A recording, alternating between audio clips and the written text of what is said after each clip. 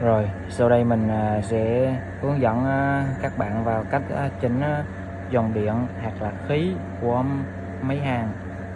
Đó, chỉnh các cái thông số của phần máy hàn, phần hàn của robot. Đó, mình sẽ vào setting. Đó, phần cài đặt setting này, cái biểu tượng này. Rồi, mình sẽ lăn xuống phần cuối cùng, phần ARC welding.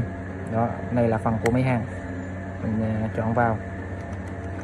Sau đó mình chọn cái phần kết nối vào máy hàn này. Đó, mình đang xài là máy hàn số 1. Đó, có dấu tích đỏ là máy hàn số 1. Sẽ chọn vào. Rồi, ok. Máy hàn của mình đang xài là ID 350 GB2. Đó. Rồi, mình sẽ chọn vào này. Này là phần của máy hàn. Đó. Cái đầu tiên là cái vật liệu hàn của mình là thép hay là thép không rỉ hay là thép FCW. Đó. Thứ hai là dây.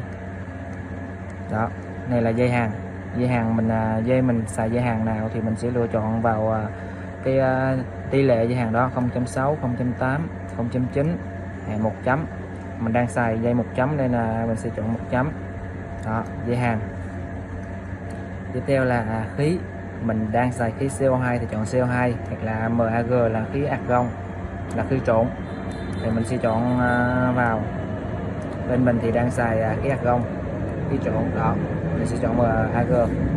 Rồi, tiếp theo là mặc định này là 15, ở dưới là custom table là lựa chọn hoặc là không lựa chọn. Đó, mình chọn không lựa chọn. Rồi, xong.